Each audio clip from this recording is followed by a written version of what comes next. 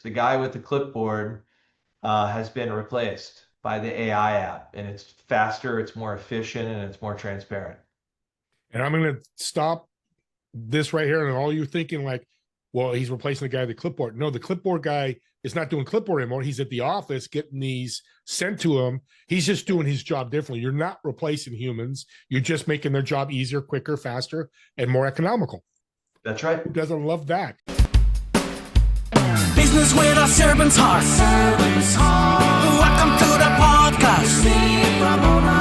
Business with a servant's heart. Listen to the podcast. Ramona. We're all about to talk on life. Our guest will share his life story. We want you to success in life. We're ready and we will start shortly. We're gonna talk on life, we're gonna talk on business, you're gonna shine bright, we are gonna witness. Shout out to my sponsors, A Mind for All Seasons. Your brain is your greatest competitive edge, so why not optimize it? Just text optimize to 72000, 72000 for instant access to 6 quick videos that help you think faster, remember more, and stay focused longer. A big thanks to Epic App, the 4-step storytelling system I use every day to connect and to convert. Try it free. Email me at stever1961@gmail.com. That's stevr1961@gmail.com, and I'll get you the free app.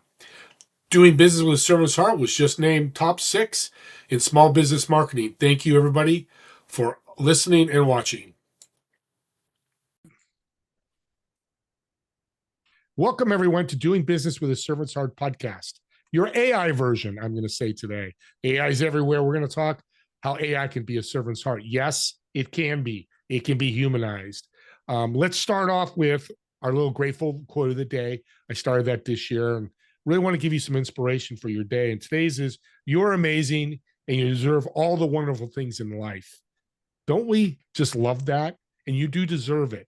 Even when you have a downtime, you deserve it. And you're going to deserve this podcast today, because I would stop everything you're doing and listen for 10, 15 minutes, because this is going to blow you away, because all of you at some time in your life is going to need this or have done this, probably 95% of you. So with that being said, let's bring our guest on. Bill, welcome to the show. Thank you so much. Yeah, thanks for having me on. I almost said your name wrong. I'm so excited. And I love and we're going to start out, A GOU. When you said it, when we were talking, I tried to figure out how to say it. Where'd that come about? It's pretty cool.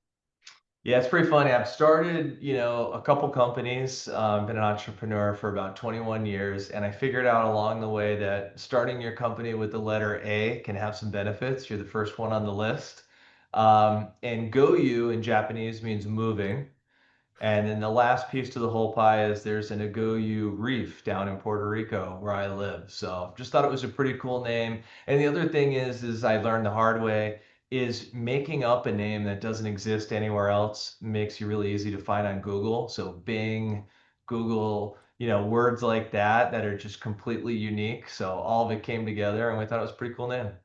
Well, that's a tip, audience. That's $1 million tip right there, because Uber, I'm thinking of, Amazon, all those that are now multi-billion, trillion-dollar companies. Yep. So we're talking about AI. We're going to talk about moving. Moving is the biggest bee in the world. I'm not going to say that full name. I've helped my wife move 4 times in the last probably 10 years. I've lived it. I know a lot of you have. You have found the answer. What is the answer to moving to make it easier? Well, we're using AI, and it has become possible, I think, for the first time ever to digitize the moving process. And we can get into it. I mean, moving is filled with so many pitfalls and inefficiencies, and sometimes that may be intentional on the part of the mover. And there are some great movers out there that have tried their best, but before AI, it was just a very labor-intensive manual process to find a mover, to get a quote. And we've solved all of that. Now that artificial intelligence exists, we've created an app to solve all these issues. Yeah, I love it. How did you humanize your AI? Because that's the big thing, the elephant in the room. It's going to take over. It's going to do everything for us. Yeah. Was that part of your thought process starting this company? 100%. Yeah. I mean, A couple things I would say is there's a lot of misnomers about AI and there's a lot of concern about AI, and a lot of it is valid. I think what we've created is a really good use case for AI. This is where AI is just extremely helpful. And so one of the first apprehensions that you have is certain people, when they hear about AI, they're scared of it because they don't understand it. And what I would say is a lot of people don't understand exactly how the internet works, but they use it. Or likewise, a lot of people can't take an engine apart, but they drive their car every day. And AI is really the same thing. You don't have to understand exactly how it works. You just have to understand how you use it. And we humanized it through our app to make it extremely user friendly, use layman terms. You know, the moving industry, we love our acronyms, we love our terms that nobody's ever heard of. So we kept it real simple. And I love my parents. They're wonderful. They're 84 years old. But what I've been telling my programmers for the last couple of years is my parents should be able to log on and use this app. My kids should be able to use it. And that's what we've done. So yeah, it's powered by AI, which is pretty sophisticated stuff, but it's really easy technology to use. Thanks for explaining AI. It's one of the best explanations on my podcast I've heard, because I use this as well. Internet. It came out in 97, 90, whatever year. Same thing. It came out like, what does this do? What is a website? People didn't have websites. Now we all have websites, and there's good about the internet, and there's the black web. Same Right. thing. And Yep. I love that you talked about that, because this is a huge opportunity for AI to really change the game. So Yeah. where was uh, the nucleus of this? Where did this start to come with an idea using AI to help people move? Yeah. So I own an employee relocation company. It's called ARC Relocation, and we're hired by the military, the US government, big corporations to move their employees. And so think of that industry as kind of like the travel agent. And so we would do everything. We'd help them book the mover and, find a place to live and things like that. And these big sophisticated companies and government agencies, they knew that their people needed help. They knew about the pitfalls, so they would pay a consulting firm like mine to navigate. And what started happening the last few years is the world started changing. And these big companies, to include the US military, they began offering to their people just a lump sum and said, do you just want to check and you can figure it out on your own? And the issue that existed for us as a relocation company is consumer behavior has changed, and they didn't want to take our verbal references or the guided tour. They wanted to go off on the internet and explore and do their own research and find their own movers. And what we would hear time and time again from our customers is, yeah, I went off on the internet and I found this mover, but they switched the price on me. It was like a bait and switch. They broke my stuff and they wouldn't fix it. And I really regret doing that, but as a consumer, I had to see it, and you weren't showing me, you were only telling me, so I didn't use you. So we built it for our own selfish reasons to monetize our company and do a better job with our customers. But what we quickly realized once we saw how successful it was is that anyone who's moving should use this technology. And so last year we made the decision to just roll it out to the general public on the web. Well, audience, we're not going to do a demo, but he took me through a demo before the show. Audience, you got to check this out. I know I'm kind of excited to move now. I'm not moving, but you just made me a little more willing to do that, because as I've told you, I know a lot of you listening, I've talked to a lot of people, and cross country moves, which are very hard to do. Let's do this. Can you walk us through a verbal journey of a consumer jumping into your app and AI product? Yeah. So there's a desktop version and there's an app you can download in the App Store or Google Store for Android. And what the technology asks the consumer to do is to scan their room. So if you're on your cell phone, you just video record each room and the app categorizes it. And we use spatial AI. And the spatial intelligence technology recognizes each item in that room and it lists them. And we have a utility patent on our technology. And our patent really is based on the machine learning to teach the AI of what items the human will move and what items they will not. So it's going to ignore your dog, it's going to ignore your cat, it's going to recognize doors and windows and walls, but it's only going to return our couches, our chairs, our beds, things like that. And that's what a mover needs to know to give you a price.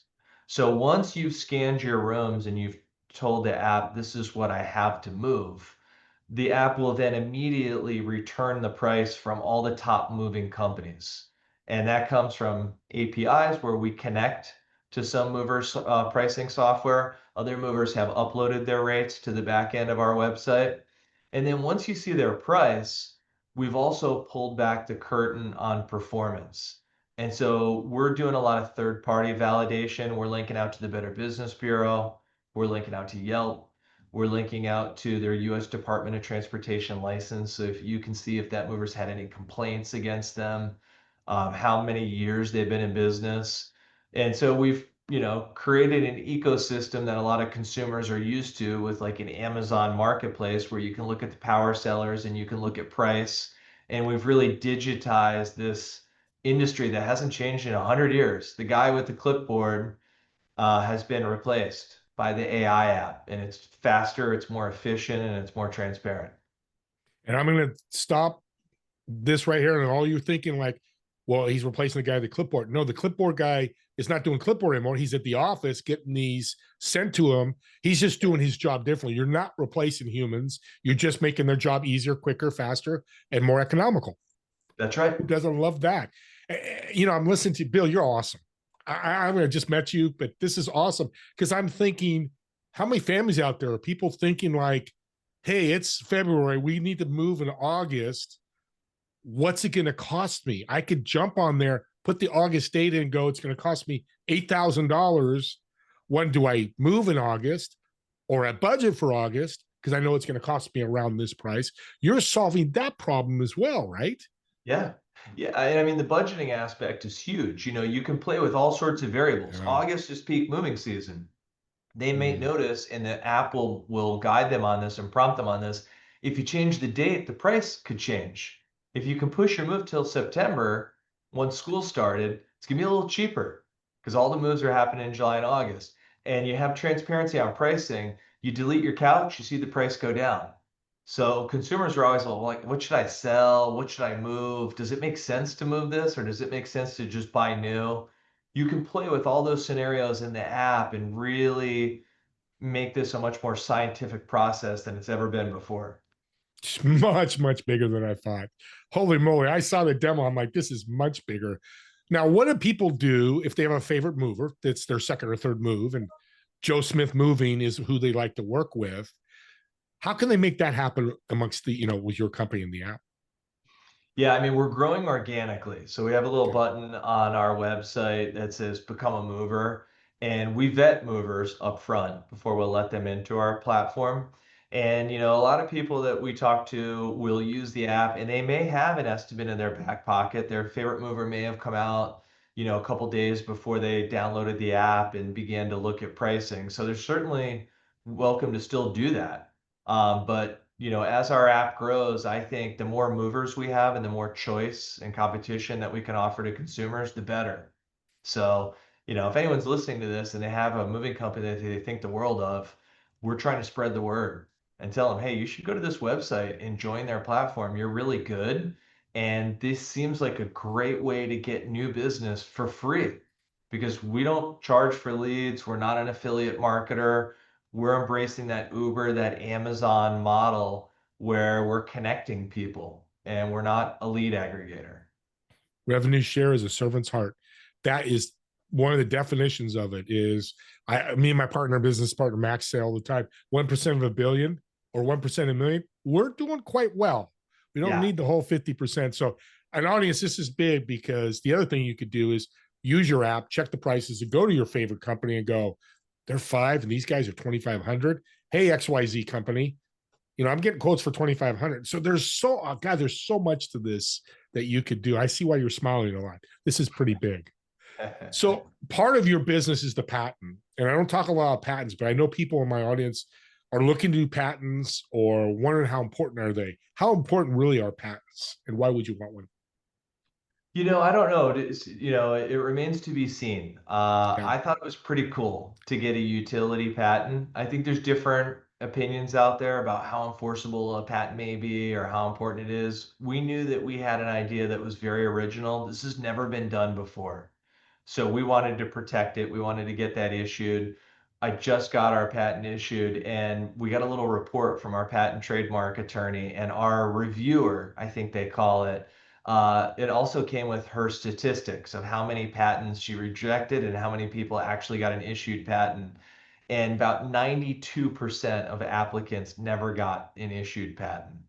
And she was pretty tough. This was a 5-year journey to get this patent. So a lot of validity to the fact that what we're doing is completely original and it's never been patented by anyone else before. And hopefully it creates a little bit of a moat to protect what we've created.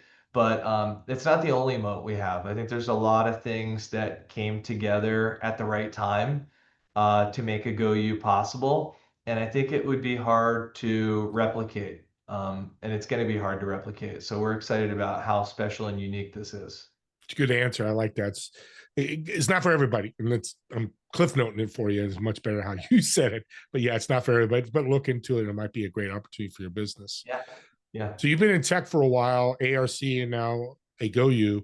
What would you have a lot of tech people that listen to this show? What's a piece of advice you give to a founder, CEO of a tech company, where they're starting out or they're growing? Yeah, I mean, I've learned tech by proxy. I started off with this consulting company, and we always built technology to make our life easier and better. And that's what, to me, technology should do. It shouldn't be a challenge to use or hard to use. It should make our life better.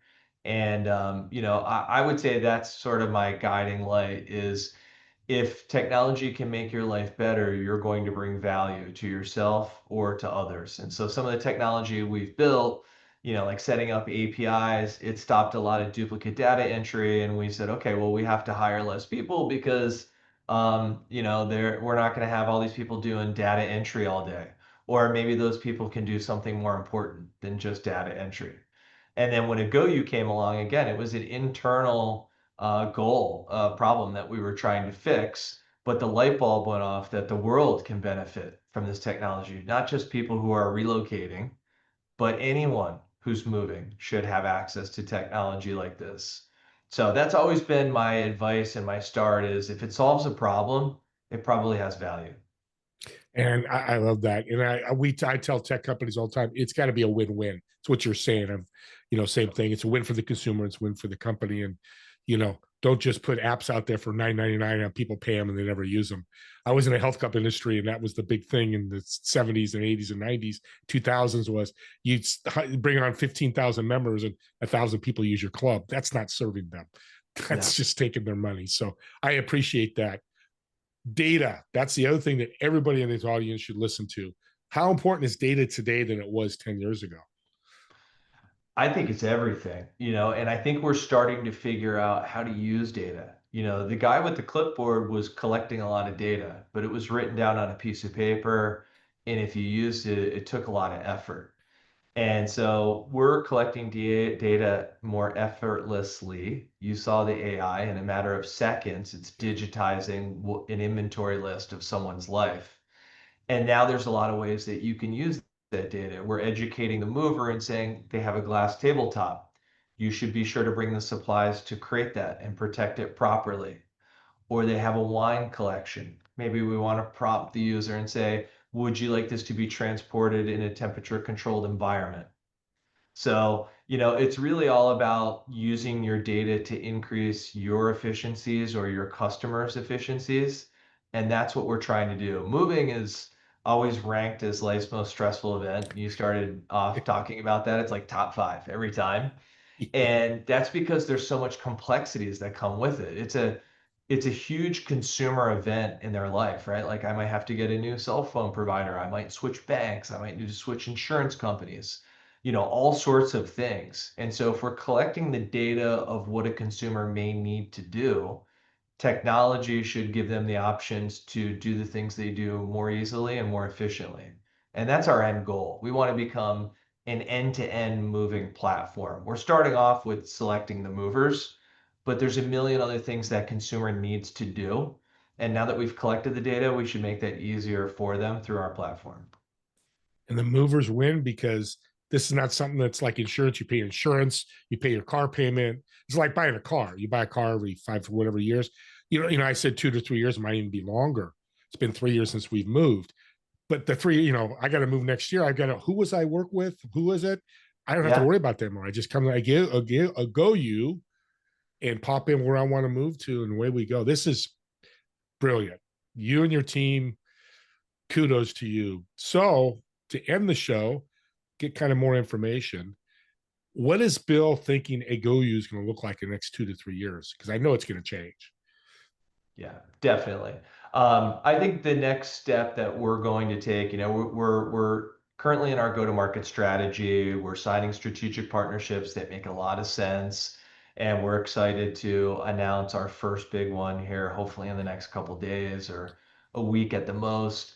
And once we've done our proof of concept of how we're using AI to help people find moving companies, I think the next logical step is to help people with insurance, whether it's insuring that shipment or insurance in their new home. Because in theory, we already know where the consumer is moving to.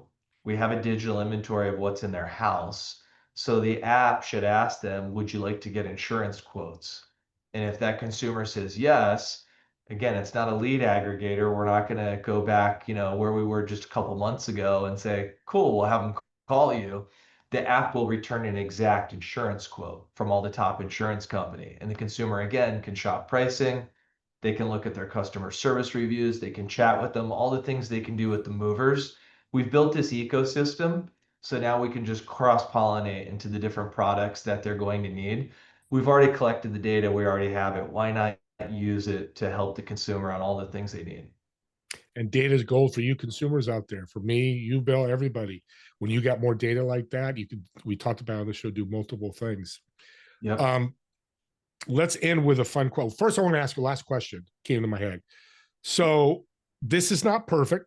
And you've told me that because, I might miss my kitchen or miss some things.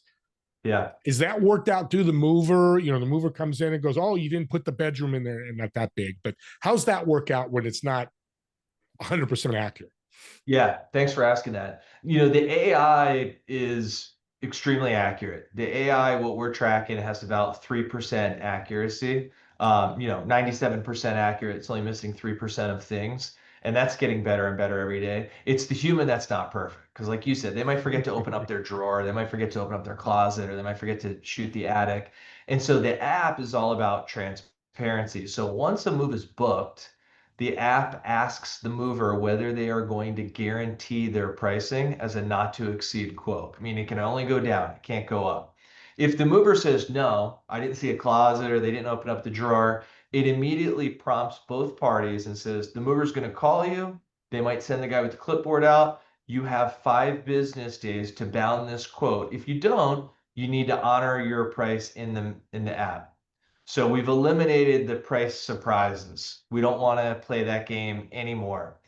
Based on our statistics early on, about 87% of movers bound the quote just based on the AI surveys in the app. It works very, very well. And we're prompting the user and saying, don't forget to open up your drawers. Don't forget to shoot your closet. So your users, if they download it and they use it, they'll see that. The app really walks them through how to do it. But we've accounted for people aren't perfect and things may get missed. So we have our back end way of making sure that they have a price and a cost that they can budget on. And we're going to eliminate this world of the last minute surprise and the last minute hike raises. That's over. I didn't expect that answer, but I expected, hey, it's going to happen. The consumer mover. So you're educated to as far as you can go with the consumer to make sure. And of course, 3% still 3% and 2% of errors, and that could be fixed. The guy gets there, but it's not like you forgot 3 couches. That's another $1,000 or whatever that price point is. It's probably the little things. Audience, this is a service/servant business. Making sure the journey is painless as much as possible. That's a piece of advice I want to give you guys because that's what Bill's doing. And because you're doing that, Bill, I'm going to offer a gift to my audience. So audience, the first 3 people that reach out to Bill, mention this podcast, you can ask about the app, you can sign up for it, whatever you do, but you have to reach out to Bill. It can be email, text. We'll get his information here in a second. I'm going to send you one of my favorite books. That's actually made me $1 million this year. So I want to reward you because this guy is doing incredible things and I want to support that. So let's end with a fun question. Let's get to know Bill a little bit more. So I'm going to reserve a table at a restaurant, your favorite restaurant where you live Okay. in Virginia. I believe you're in Virginia, right? Me and you're going to sit down. I want you to invite 3 people who've been influential in your life, whether they're dead or alive, doesn't matter. Okay. But for me, more important, well, those were important, but I also love to know, what are we eating? So what would you order for the table? Okay. You can try and make me emotional here. Yeah, This is a cool question. I like this. Got to put my dad at the table. Great guy, great stories. Definitely been a mentor my whole life. So that's one. I had a phenomenal teacher in high school. Just a great guy. His name was Brother Ed. I think he's Father Ed now. So he used to be Bread. We used to call him. Now he's Fred. But we all know how teachers affect our lives. And man, what an amazing guy this was. And then last one, somebody just cool from history, maybe that I'd go to. It'd be cool to meet Obama. It'd be cool to have. I think he just seems like a cool guy, and I just really like what he stood for, and I like the environment that was going on when he came into office. I used to be in D.C. I'm not in Virginia anymore. I'm in Puerto Rico. Puerto Our Rico, main that's right. I office is forgot you were, yeah, your office is in Virginia. Okay. so Thanks for so it's gonna clarifying. take place. We're gonna be having sushi, and it's gonna be at a restaurant in my neighborhood called Positivo Sandbar. So we'll be doing sushi on the beach with Barack, Brother Ed, Bread, and my dad, and having a good meal. What a table. We have to find a basketball court for Brock because I know he probably want to play basketball too. So what Absolutely. a, I have to bring my wife. Well, we're going to fly out to Puerto Rico and see you anyways, and we bring my Please. wife. That would be great. Yeah. Thank you again. Gosh, Bill, an audience, I tell you this all the time. You meet somebody for the first time, it's been less than an hour, and we've connected because he's doing great things in this world. And I hope you support him. How can people reach out and learn more about you and the company? Easiest way is probably the website, agouyu.com, agou.com. And we have buttons. If you're a mover, you can click on Become a Mover, or we have an inquiry form. They can reach out to me that way. We have social media that we check all the time. We have Instagram and Facebook and all these things, but the website's probably the easiest, quickest way. Beautiful. Don't forget the books. Reach out to him. Go to the website, go to the contact, and in the notes, just put, "Hey, I saw you on Steve's podcast or doing business," some way that reflects it. He'll send me your contact information, and subscribe to our YouTube channel or any other YouTube channel that has a podcast. And here's why: I know all of you one time in the next 3 or 4 months going to hear somebody say, "Hey, I'm moving." Well, guess what? You've got the impact and the answer right here.